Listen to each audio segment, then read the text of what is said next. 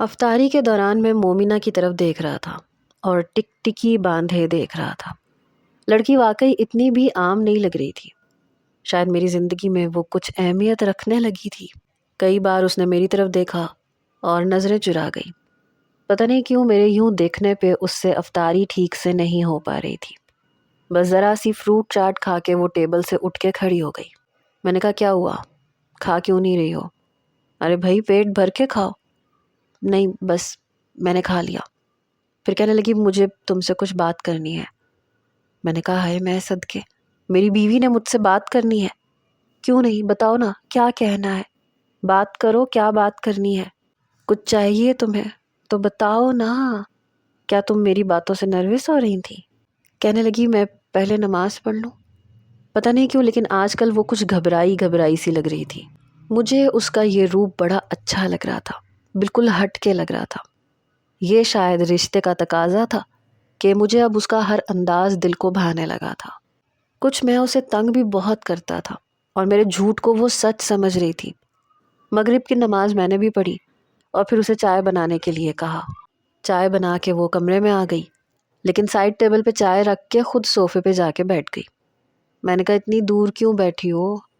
ارے یہاں بیٹھو میرے پاس، اتنی دور سے تو بات نہیں ہوگی نا۔ میرے اس طرح کے جملے پہ وہ گھبرا جاتی تھی۔ نہیں میں یہیں پہ ٹھیک ہوں۔ میں نے کہا اچھا بولو کیا کہنا ہے؟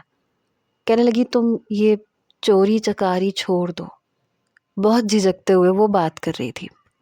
میں نے کہا کیوں چھوڑ دوں؟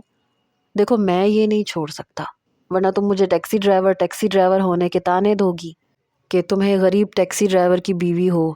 اور ویسے بھی میں نے بہت سوچا ہے، 4 عورتوں کے سامنے جب تم بات کرو گی تو تمہیں کتنی شرمندگی ہوگی۔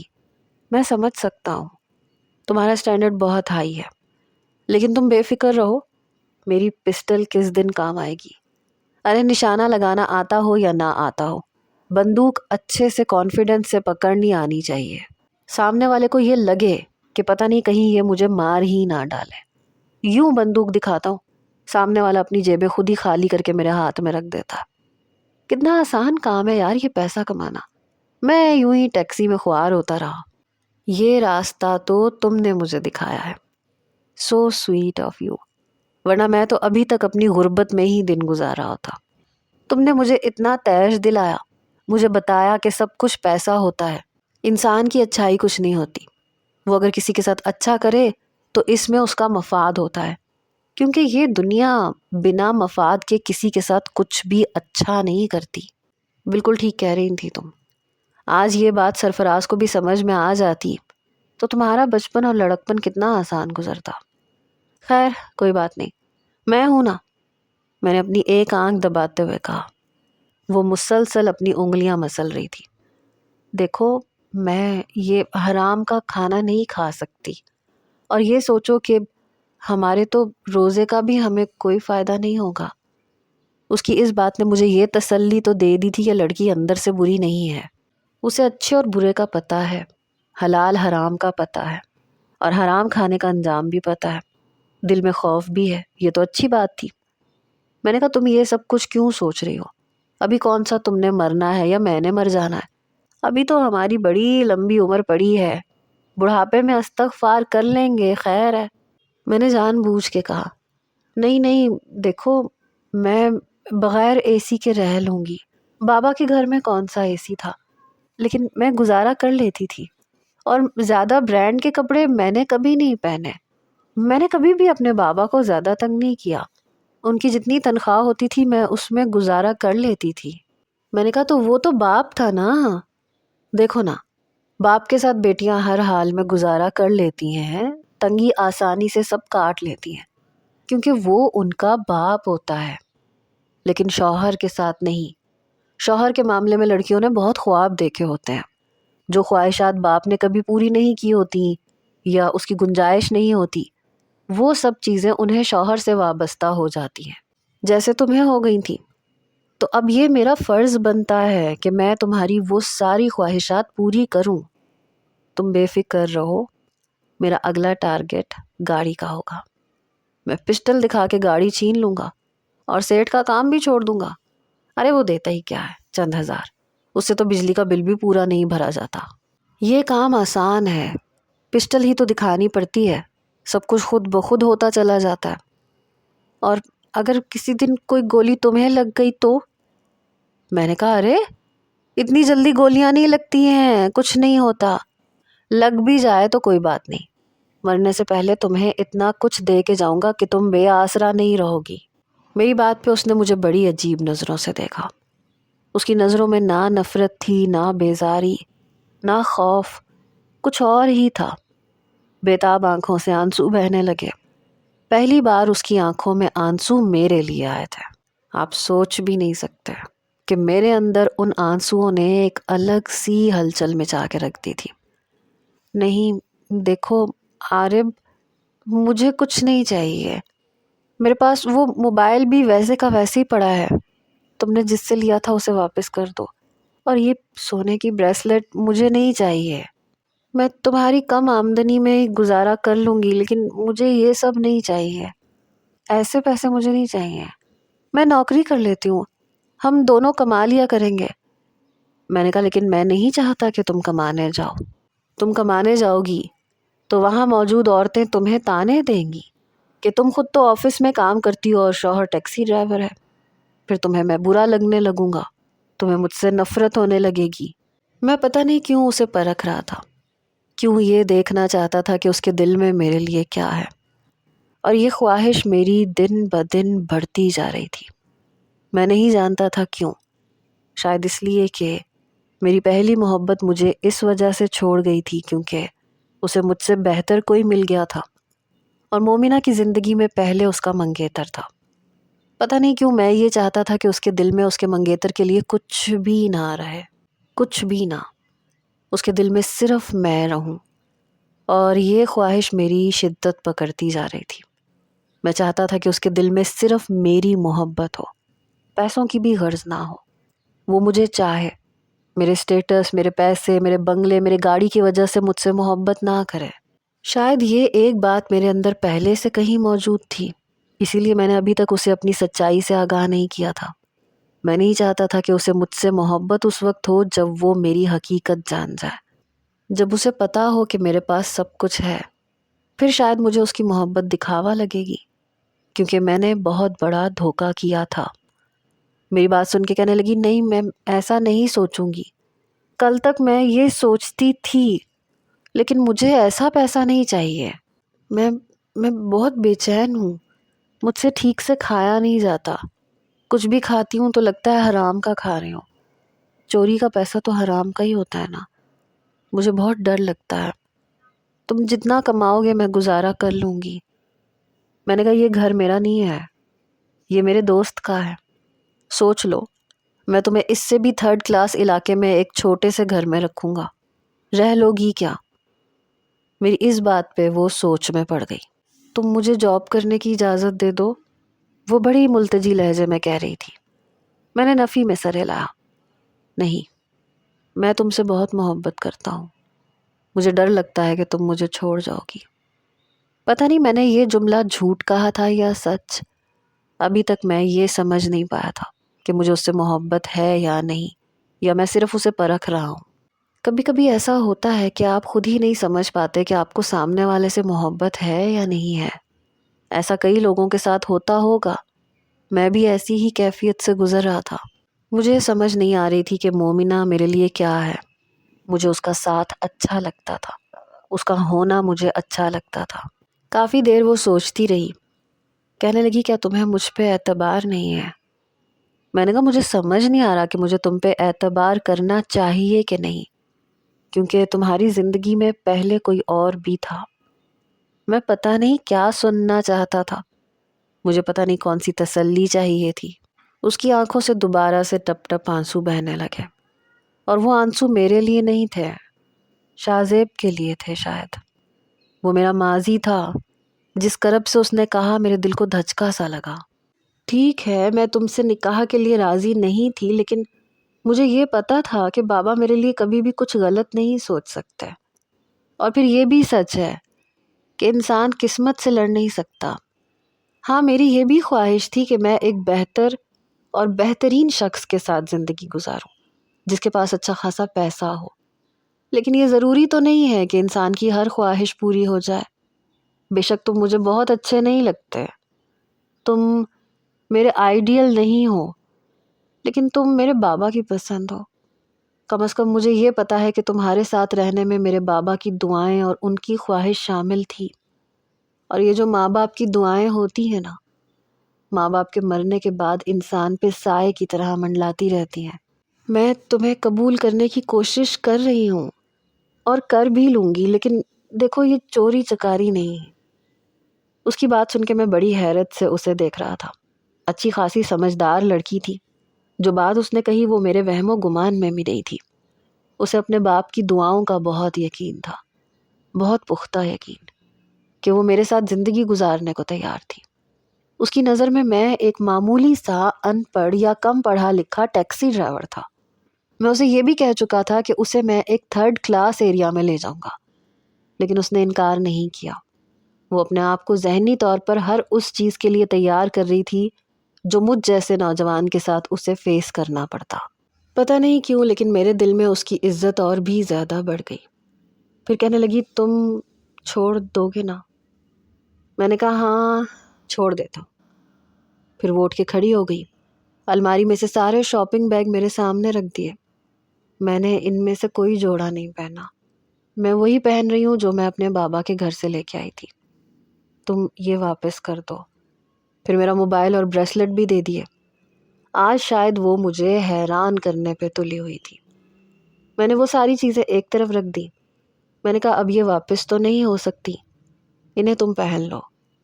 لیکن اس نے نفی میں سر ہلایا. میں یہ نہیں پہن سکتی، تم کسی غریب کو دے دو. جو تم اپنی محنت سے لے کے آؤ گے میں وہ پہن لوں گی. میں نے کہا اور تمہیں کیا مجھ سے محبت ہو جائے گی؟ میرے اس سوال پہ اس نے کوئی جواب نہیں دیا بلکہ اٹھ کے کھڑی ہو گئی. وہ میں سحری کے لیے کھانا بنانے لگی ہوں، کیا کھاؤ گے تم؟ میں نے کہا میری بات کا جواب یہ تو نہیں ہے، میں نے کچھ اور پوچھا ہے تم سے. اس نے اپنی آنکھیں بند کر لی. آنکھوں سے آنسو بہہ کے اس کے رخسار کو بھگو رہے تھے. مجھے وقت چاہیے. میں نے کہا کتنا وقت چاہیے؟ پتہ نہیں میں کیا سننا چاہتا تھا، یہ میں نہیں جانتی، لیکن میں پوری کوشش کروں گی اس رشتے کو نبھاؤں. میں نے کہا اور اگر کل کو جہاں زیب آ گیا واپس تو کیا کرو گی؟ کہنے لگی وہ میری زندگی سے جا چکا ہے، وہ اب آئے یا نہ آئے مجھے فرق نہیں پڑتا. لیکن پتہ نہیں کیوں میرے اندر ایک خوف سا تھا کہ کل کو جہاں زیب آ جائے تو وہ واپس نہ چلی جائے. خیر اس وقت تک تو میں اسے حقیقت سے آگاہ کر دیتا. بس ایک بار اسے مجھ سے محبت ہو جاتی، میری ذات سے جڑے پیسوں کے علاوہ. بس میری اتنی سی خواہش تھی. وہ میرے کمرے سے جا چکی تھی. میں رات کو سو رہا تھا جب مجھے لگا جیسے میرے کمرے کا AC بند ہوا ہو. میں نے آنکھیں کھول کے دیکھا تو مومنہ تھی. میں نے کہا یہ AC کیوں بند کیا ہے؟ ابھی تو سحری میں کافی ٹائم باقی ہے. ہاں لیکن ہم اس کا بل نہیں بھر سکتے، یہ کہہ کے ریموٹ لے کے باہر چلی گئی. میں اسے دیکھتا رہ گیا. یہ کیا حرکت تھی؟ 15-20 منٹ میں کمرہ پھر سے گرم ہو چکا تھا. میں شاید اپنی زندگی کی اس آسائش کے بغیر نہیں رہ سکتا تھا. مجھ سے گرمی برداشت نہیں ہوتی تھی. مومنہ ریموٹ دو یار. لیکن اس نے میری آواز ہی نہیں سنی. میں باہر آیا تو اپنا کمرہ بند کر کے وہ شاید سو چکی تھی. میں نے نوب گھمایا تو دروازہ لاک تھا. میں نے ہلکی سی دستک دی. ریموٹ دو یار، کیا کر رہی ہو؟ کمرے میں اتنا حبس ہے، گرمی ہے، نہیں سویا جا رہا مجھ سے. ہاں تو عادت ڈال لو نا، تم نے کون سا ساری زندگی AC میں گزاری ہے. اب میں اسے کیا بتاتا کہ میں تو بچپن سے AC میں ہی رہا ہوں. کمرے میں AC ہوتا تھا، گاڑی میں AC ہوتا تھا، جس اسکول اور کالج میں پڑھتا تھا وہاں بھی کلاس روم میں AC لگے ہوتے تھے. کبھی مجھے گرمی برداشت کرنی پڑ جاتی تو میری تو حالت بری ہو جاتی تھی. میں نے کافی دیر دستک دی لیکن اس نے دروازہ نہیں کھولا. مجبوراً مجھے دوبارہ کمرے میں آ کے لیٹنا پڑا. جی چاہ رہا تھا کہ اسے بتا دوں کہ میں کون ہوں، لیکن میں بس اس کے منہ سے اظہار سننا چاہتا تھا. مجھے ٹھیک سے نیند ہی نہیں آئی، اس لیے وضو کر کے تہجد پڑھی. میری آنکھیں بند ہو رہی تھیں تب تک وہ اٹھ کے سحری بنانے لگی. میں تہجد پڑھ کے باہر آیا تو اسے دیکھ کے ٹھٹک کے وہیں رک گیا. وہ کچن میں آٹا گوندھ رہی تھی اور ابھی نہا کے آئی تھی. کیونکہ گھر میں تھی اور وہ فلیٹ کچھ بند تھا، ہوادار نہیں تھا۔ اس کے گیلے بال دیکھ کے میرا دماغ گھومنے لگا۔ پہلی بار اس کے بال دیکھے تھے، بہت زیادہ لمبے نہیں تھے لیکن بہت زیادہ چھوٹے بھی نہیں تھے۔ بالوں سے ٹپکتا ہوا پانی دیکھ کے دل انجانی سی خواہشات کرنے لگا۔ پہلے تو میں نے اپنے آپ کو بہت روکنے کی کوشش کی، لیکن پھر دل کسی ضدی بچے کی طرح ضد پہ اتر آیا۔ کیوں؟ تمہاری بیوی ہے، تمہارے لیے جائز ہے، پھر کیوں صبر دکھا رہے ہو؟ اس کے قریب ہوگے تو وہ بھی تمہارے بارے میں سوچے گی۔ اگر تم اس کے قریب نہیں ہوگے، اسے اپنے رشتے کا احساس نہیں دلاؤ گے، تو وہ کبھی بھی تمہاری طرف مائل نہیں ہوگی، کیونکہ اس کی زندگی میں پہلے بھی کوئی اور تھا، اور اسے اپنی جانب مائل کرنے کے لیے اپنا جائز حق اس سے حاصل کرنے میں کوئی حرج نہیں ہے۔ دل کے پاس بڑی دلیلیں ہوتی ہیں اپنی بات منوانے کے لیے۔ میرے قدم بھی دل کی آواز اور ضد پہ اٹھنے لگے۔ میں اس کے پیچھے جا کے کھڑا ہو گیا، اپنی شہادت کی انگلی سے اس کے گیلے بالوں کو اس کے کندھے سے کچھ پیچھے کیا۔ اسے شاید احساس نہیں ہوا، لیکن جیسے ہی میں نے اپنے لب اس کے کندھے پہ رکھے، وہ بری طرح سے اچھل گئی، لیکن اگلے ہی لمحے میں اپنے بازو اس کے پیٹ کے گرد لپیٹ چکا تھا۔ وہ بری طرح سے گھبرائی، لیکن میرا دل میرے اختیار میں نہیں تھا، بس اپنی منمانیاں کرنا چاہتا تھا۔ میں اس کے گیلے بالوں کو دوسرے ہاتھ سے ہٹا کے گستاخیاں کرنے لگا۔ چھوڑو مجھے عارب، یہ کیا کر رہے ہو؟ میں نے کہا پیار کرنے کی کوشش۔ تمہیں رمضان کا بھی خیال نہیں ہے؟ چھوڑو مجھے۔ میں نے کہا اللہ نے راتیں تو حلال کر رکھی ہیں، کیونکہ اللہ اپنے بندوں کی خراب نیت کو بھی اچھی طرح جانتا ہے کہ اس کے بندے اپنی بیویوں کے بغیر اتنا صبر نہیں دکھا سکتے۔ آج تو تھوڑی سی سحری مجھے میری مرضی کی کرنے دو۔ پتہ نہیں کیوں میں اتنی بے صبری دکھانے لگا، کیوں دل کے ہاتھوں میں خود کو بے بس محسوس کر رہا تھا۔ چھوڑو مجھے ورنہ میں یہ آٹے والے ہاتھ تمہارے منہ پہ مل دوں گی، وہ چڑ کے بولی۔ اور پھر اس نے کیا یہ، اپنے آٹے سے بھرے ہاتھ میرے منہ پہ لگا دیے۔ مجھے پیچھے ہٹنا پڑا۔ سارے رومانس کا مزہ وہ 1 منٹ میں خراب کر چکی تھی۔ میرے پیچھے ہٹنے پہ اب مجھے بڑے غصے سے دیکھ رہی تھی۔ پورے ہاتھ اس کے آٹے سے بھرے ہوئے تھے اور میرا پورا چہرہ۔ یہ کیا کیا تم نے؟ مجھے بھی بڑا غصہ آیا۔ دیکھو تم اپنی حد میں رہو، میں نے تم سے کہا ہے نا کہ مجھے وقت چاہیے۔ میں نے کہا کہ اگر وقت چاہیے نا تو پھر میرے سامنے یوں نہ آیا کرو۔ میں نے اس کا سراپا دیکھتے ہوئے کہا، بنا دوپٹے کے، گیلے بالوں کے، کبھی بھی شوہر کی نیت خراب ہو سکتی ہے۔ میں نے اپنے چہرے سے آٹا صاف کرتے ہوئے کہا، مجھے نہیں پتا تھا کہ تم کچن میں آ ٹپکو گے، اور ویسے بھی جب تک میں تمہیں نہ جگاؤں تم سحری کے لیے اٹھتے ہی نہیں ہو۔ میں نے کہا تو تم نے مجھے سونے ہی کب دیا؟ اے سی بند کر کے ریموٹ اپنے ساتھ لے گئی۔ پوری رات سے جاگ رہا ہوں میں، اب نیند نہیں آئے گی تو دماغ میں پھر یہی سب کچھ آئے گا نا، اور پھر تمہیں پتہ نہیں کتنا وقت چاہیے، یہاں پل پل گزارنا مشکل ہو رہا ہے۔ یہ کہہ کے میں کمرے میں چلا گیا، واش روم میں جا کے اپنا چہرہ دھویا۔ میرا پورا منہ آٹے سے بھر چکی تھی۔ عجیب لڑکی تھی۔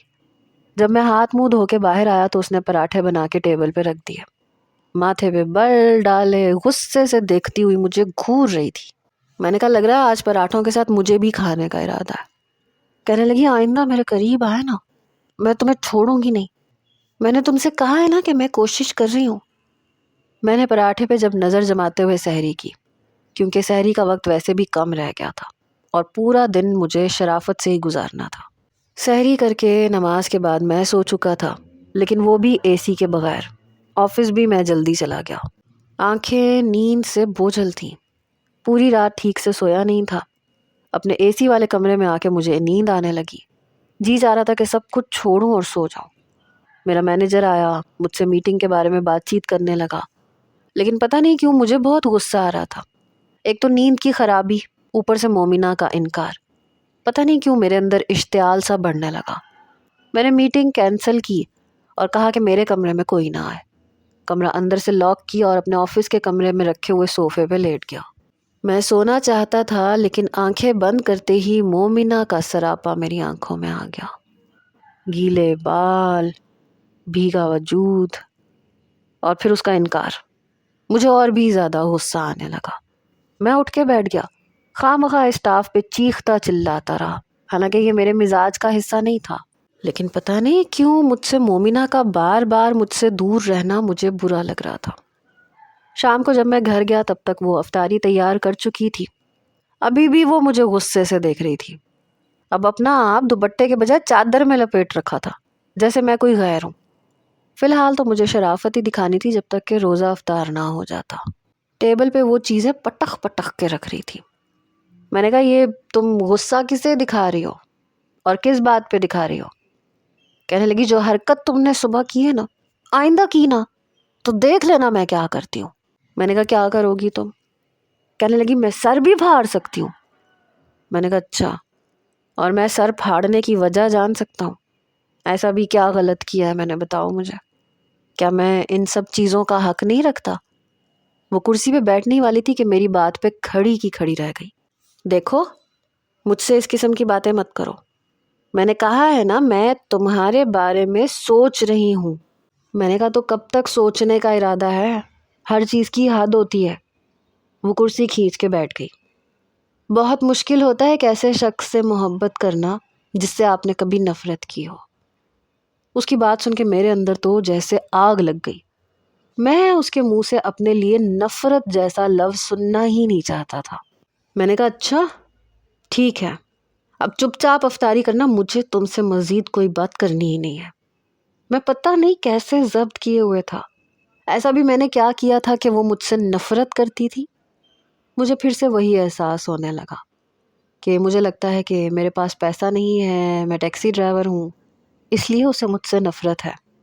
کہنے لگی میری منگنی جہاں زیب سے پورے 2 سال رہی ہے۔ ایک تو میں پہلے ہی تپا ہوا تھا، اوپر سے جہاں زیب کا نام سن کے تو میرے تن بدن میں آگ لگ گئی۔ مجھے اس نام سے نفرت ہو گئی تھی۔ میں نے کہا میں نے تم سے نہیں پوچھا کہ تم اس کی منگنی میں کتنا عرصہ رہی ہو، اور مجھے کچھ نہیں سننا۔ اگر تم نے جہاں زیب کا نام بھی لیا نا تو میں قسم کھا کے کہتا ہوں کہ آج کا روزہ تمہارے ہونٹوں سے افطار کروں گا۔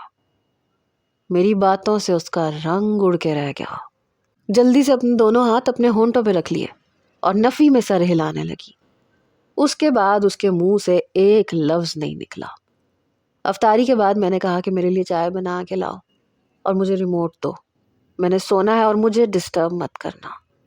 اگر مجھے ڈسٹرب کرو گی تو پھر میں تمہیں ڈسٹرب کروں گا۔ شاید وہ مجھ سے ڈر گئی تھی یا میرے ارادوں سے گھبرا گئی تھی، اس لیے جب چائے کا کپ رکھا تو ساتھ میں ریموٹ بھی رکھ دیا اور جلدی سے کمرے سے باہر بھاگ گئی۔ جیسے وہ کمرے میں تھوڑی دیر بھی کھڑی ہوگی تو میں پتہ نہیں اس کے ساتھ کیا کروں گا۔ وہ شاید ڈر رہی تھی کیونکہ آج کل مجھے خواہ غصہ بھی بہت آنے لگا تھا۔ پتہ نہیں کیوں جی چاہتا تھا اسے اپنے اندر سمیٹ لوں، سینے سے لگا لوں۔ میرے اندر کی بے چینی میرا دماغ خراب کر رہی تھی۔ چائے پینے کے بعد میں نے تکیہ بیڈ پہ درست کیا اور لیٹ گیا۔ کچھ ہی دیر میں میری آنکھ بھی لگ گئی۔ میں افطار کا سویا ہوا صبح سحری کے ٹائم اٹھا، اور وہ بھی مومنہ کے جگانے پہ۔ اپنے آپ کو چادر میں لپاٹ کے وہ مجھے جگا رہی تھی، یہاں تک کہ اس کے کپڑے تک مجھے نظر نہیں آ رہے تھے کہ اس نے پہنا کیا ہے۔ اتنی بڑی چادر اس نے لپیٹ رکھی تھی اور مجھے چھوتے ہوئے بھی گھبرا رہی تھی۔ بس میرے کان کے پاس اس نے تیز آواز سے کہا سحری کا وقت ہو گیا ہے، جلدی اٹھ جاؤ ورنہ بنا سحری کے روزہ رکھنا پڑے گا۔ میں تمہیں بار بار نہیں جگاؤں گی، میں نے تمہارا ٹھیکہ نہیں لے رکھا ہے۔ میں نے آنکھیں کھول کے اسے دیکھا، اسے سر سے پیر تک دیکھ کے مجھے اور بھی غصہ آیا۔ مجھ سے اپنا آپ یوں چھپاتی تھی جیسے میں پتہ نہیں کون ہوں۔ جیسے ہی اس نے دیکھا کہ میں اٹھ گیا ہوں فوراً کمرے سے باہر چلی گئی۔ میں منہ ہاتھ دھو کے باہر آیا تو صرف میرا ہی کھانا ٹیبل پہ رکھا تھا۔ میں نے کہا تم نے سحری نہیں کرنی؟ کہنے لگی نہیں میں کر چکی ہوں، اور ویسے بھی صرف 10 منٹ رہ گئے ہیں، یا تو باتیں کر لو یا کھانا کھا لو، تمہاری مرضی ہے، اور 10 منٹ میں تو انسان صرف کھا ہی سکتا ہے۔ میں ساتھ ساتھ کھا رہا تھا، ساتھ ساتھ اسے گھور گھور کے دیکھ رہا تھا۔ میں نے کہا یہ تم نے اپنے آپ کو اتنی گرمی میں یہ کیوں لپیٹ رکھا ہے؟ میری بات سن کے کہنے لگی اس لیے کیونکہ مجھے اپنی عزت کا خطرہ ہے۔ میرے ماتھے پہ بل پڑے۔ میں نے کہا اچھا یہاں کون سا خطرہ ہے؟ کہنے لگی مجھے تم سے بات ہی نہیں کرنی، تم چپ چاپ اپنی سحری کرو۔ میں نے سوکھی روٹی دیکھ کے کہا پراٹھا ہی بنا دیتی۔ کہنے لگی نہیں، حرام کے پراٹھوں سے حلال کی سوکھی روٹی اچھی ہوتی ہے۔ میں نے کہا اچھا شام کو افطاری میں نگٹس بنا لینا، خالی پکوڑے میں نہیں کھاؤں گا۔ کہنے لگی پتہ ہے مرغی کتنے روپے کلو ہے؟ جب میں پکوڑوں سے گزارا کر رہی ہوں تو تم بھی کرو گے جب تک ہمارے حالات اچھے نہیں ہو جاتے۔ اور ویسے بھی تم کون سے بچپن سے لینڈ لارڈ ہو، ساری زندگی دال سبزی ہی تو کھائی ہے تم نے۔ میں نے کہا جی نہیں، میں نے ساری زندگی دال سبزی نہیں کھائی، میں جو کماتا تھا اچھا کھاتا تھا۔ کہنے لگی یہاں نا تو تب تمہاری بیوی نہیں تھی نا، اب تو میرے اخراجات بھی ہیں، اب وہ تمہیں ہی پورے کرنے ہیں کیونکہ تم تو مجھے جاب نہیں کرنے دو گے، کیونکہ تمہیں لگتا ہے کہ میں بھاگ جاؤں گی یا تمہیں چھوڑ دوں گی۔ میں نے کہا ہاں میں ایسا سوچ سکتا ہوں کیونکہ تمہاری حرکتیں ایسی ہیں، مجھے پاس نہیں آنے دیتی ہو۔ کیوں نہیں آنے دیتی مجھے پاس؟ اپنے اس منگیتر کا انتظار کر رہی ہو کہ جیسے ہی وہ آئے گا تو تم مجھے چھوڑ کے بھاگ جاؤ گی۔ میری بات پہ اس نے مجھے غصے سے دیکھا لیکن کوئی جواب نہیں دیا اور ڈرائنگ روم میں جا کے دروازہ بند کر لیا۔ میں نے کہا تمہیں بس یہی آتا ہے، بنا جواب دیے تم دروازہ بند کر کے بیٹھ جاتی ہو۔ یاد رکھ لینا جس دن میرا دماغ خراب ہوا نا میں یہ دروازہ توڑ دوں گا اور میرا جو جی میں آئے گا میں کروں گا۔ پھر میری بات یاد رکھنا مومنہ، میری بیوی ہو تم اور میری بیوی ہی رہو گی، میں تمہیں کسی اور کا ہونے نہیں دوں گا۔ اگر تمہارے دماغ میں ذرا سا بھی ڈاؤٹ ہے نا کہ تمہارا منگیتر واپس آئے گا اور تم مجھ سے پیچھا چھڑوا لو گی تو اپنے اس ڈاؤٹ کو ختم کر دو۔ میں بہت شرافت سے کہہ رہا ہوں تمہیں، میں بلند لہجے میں کہہ رہا تھا اور وہ سن رہی تھی کیونکہ اس کے بعد اس کے رونے کی آواز میرے کانوں میں آنے لگی۔ میرا جی چاہا کہ پتہ نہیں میں کیا کر گزروں۔ میں نماز پڑھنے کے لیے مسجد گیا، واپس آیا، اے سی کھول کے لیٹ گیا، لیکن اندر کی کھولن بڑھتی جا رہی تھی۔ صبح اٹھ کے جب میں آفس گیا تو اپنے ہی آفس کے کمرے میں رباب کو بیٹھے دیکھ کے میرے ہوش اڑ کے رہ گئے۔ رباب وہی لڑکی تھی جسے کبھی میں نے بہت چاہا تھا لیکن وہ امریکہ چلی گئی تھی۔ مجھے دیکھ کے مسکرانے لگی، فوراً سے کرسی سے کھڑی ہو گئی۔ میرے ماتھے پہ بلہنوس تھے، میں اپنی ریوالونگ چیئر پہ بیٹھ گیا۔ میں نے کہا خیریت تم یہاں پہ؟ کہنے لگی ہاں میں ایک ہفتہ پہلے ہی امریکہ سے واپس آئی ہوں۔ میں نے کہا اچھا چلو اچھی بات ہے، لیکن یہاں کیوں آئی ہو؟ وہیں رہتی تو زیادہ اچھا تھا۔ کہنے لگی کبھی کبھی ہم لڑکیوں کو جو سونا نظر آتا ہے وہ ہوتا چمکتا ہوا کانچ ہے۔ میں نے ہیرے کو چھوڑ کے کانچ کا انتخاب کر لیا تھا۔ جب اس کانچ نے مجھے زخمی کرنا شروع کیا تو احساس ہوا کہ میں نے کھویا کیا ہے اور پایا کیا ہے۔ یہ کہتے ہوئے اپنے آنسو صاف کر رہی تھی۔ کہنے لگی اگر تمہارے دل میں میری تھوڑی سی بھی گنجائش ہے یا… اس نے اپنی بات ادھوری چھوڑ دی۔